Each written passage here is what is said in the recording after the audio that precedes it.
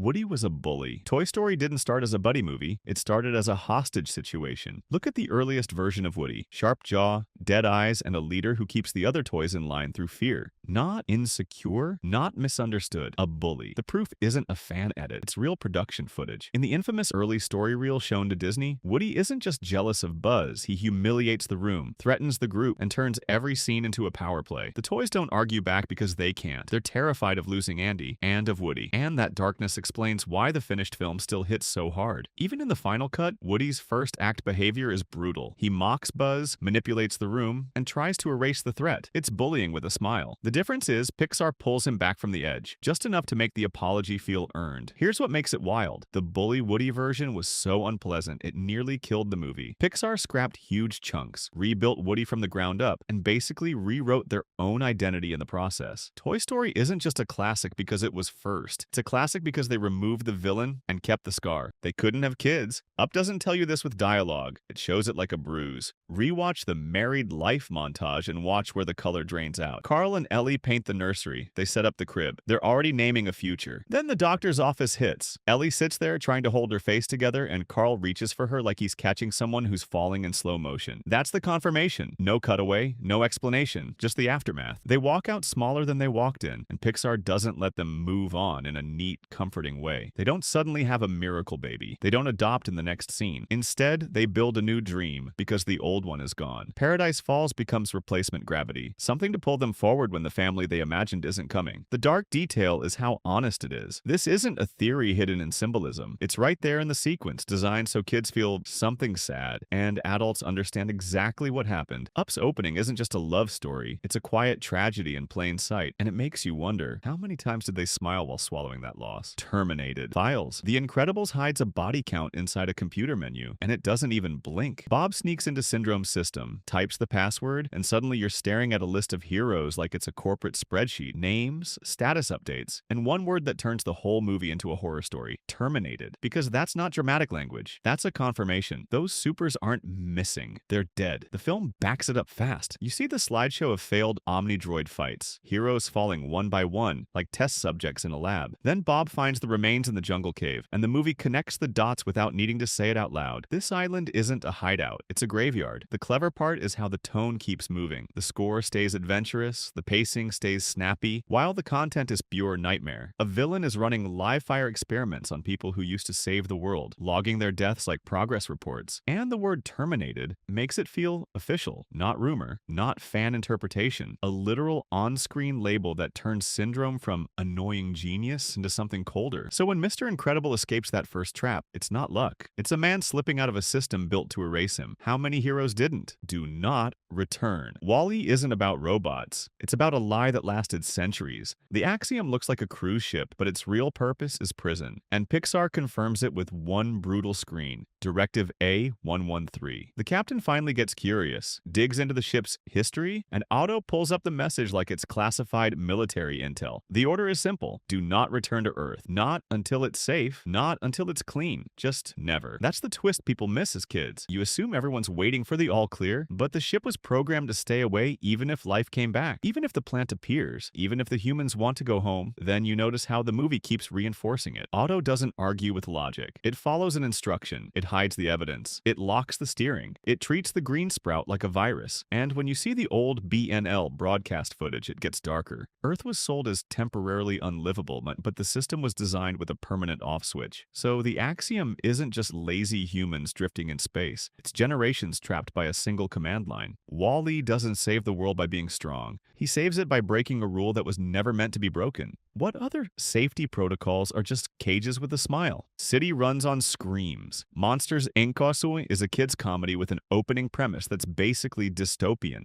A city powered by fear. Not metaphorically, literally. The movie confirms it immediately in the in-universe commercial. Monsters are carefully matched to children. Screams are harvested, refined, and converted into clean, dependable energy. They don't hide the language. They market it. Then you look at the factory like it's an industrial slaughterhouse, just sanitized. Door portals, extraction canisters, energy meters. A child screams, a needle spikes, and Monstropolis lights up. The dark part is the scale. This isn't one villain doing something bad. It's an entire economy built on terror, complete with training programs, quotas, and a corporate leaderboard for who can frighten the best. And Pixar makes makes the fear feel real. The monsters are genuinely afraid of children. The CDA treats a single sock like radioactive contamination. So the system is built on two panics at once. Kids terrified of monsters and monsters terrified of kids. That's why laughter hits like a revolution. It isn't just funnier. It's cleaner power that doesn't require harming anyone. So yeah, the city runs on screams isn't a theory, it's the pitch. And once you notice it, you can't unsee the question hiding underneath. If fear is your fuel, what happens when people stop being afraid? One egg survived.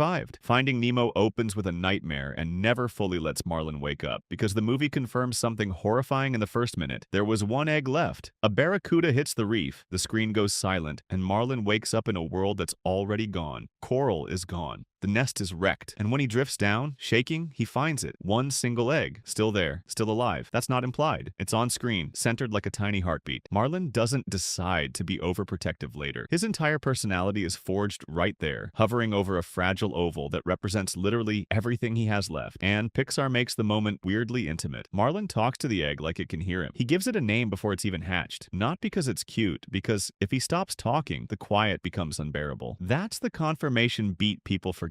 Nemo isn't just a kid who got lost. He's the surviving piece of a family that got erased overnight. So when Nemo finally swims to the drop-off, it's not a kid rebelling. It's a miracle taking a risk. And when Marlin panics, it isn't irrational. It's trauma remembering the sound of silence after the attack. The film starts with an egg, and the whole story is one long attempt to protect it. But what happens when the thing you're protecting wants to live? Poisoned for fame. Coco's villain doesn't just steal songs, he commits a murder so clean the world applauds him for it. Ernesto de la Cruz becomes a legend on borrowed music, and the movie confirms the darkest part in a flashback that plays like a crime reenactment. Hector decides to leave. He wants to go home. Ernesto offers a drink, and a minute later, Hector is doubled over, clutching his stomach, realizing too late what's happening. That's not a fan theory. The film spells it out. He was poisoned, and the motive is even uglier than jealousy. Ernesto wants fame so badly he's willing to erase the person who wrote his greatest hit. Then Coco twists the knife. Ernesto doesn't just kill Hector, he steals his guitar, he takes his songs. He rewrites "Remember Me" into propaganda for himself. A lullaby becomes a brand slogan, and the confirmation lands in the land of the dead where lies have a physical weight. Ernesto keeps smiling, keeps performing, keeps posing for photos, while the truth rots underneath him. He's famous because someone else died. That's why the final reveal hits like a collapse. Coco isn't just about remembering family. It's about how history can be stolen, then polished until it shines. So every time Ernesto sings on stage, you're not watching a star. You're watching evidence. How many real-world legends are built the same way? Spy torture on screen. Cars 2 has a torture scene. Not intense, not a little scary. Torture. The movie confirms it in plain daylight. Well, neon nightlife. A captured spy is strapped down, surrounded by gadgets, and interrogated with a device designed to cause pain. You see the restraints, you see the weapon, you watch the victim react. And Pixar doesn't play it like a joke. The tone is straight spy thriller. Sinister lab lighting, cold villains, a tell us what we want or you suffer setup that belongs in a much darker franchise. The wild part is that it's not off-screen or implied. The camera lingers long enough for you to register what's happening. This is a world where cars have faces, jokes, and adorable headlight eyes, and also black site interrogation rooms. Then the movie doubles down with the stakes. This isn't a prank gone wrong plot. It's international espionage with assassination attempts, explosives, and a conspiracy that's willing to destroy anyone who gets in the way. So the dark theory isn't that Cars 2 is secretly grim. It's that Pixar just put grim on screen and trusted the PG rating to do the hiding. Once you notice that, Mater's goofy innocence feels different, because he isn't in a kid's adventure. He's stumbling through a world that would have killed him if he wasn't lucky. So what does that make Cars 2? A comedy or a spy movie wearing a cartoon skin?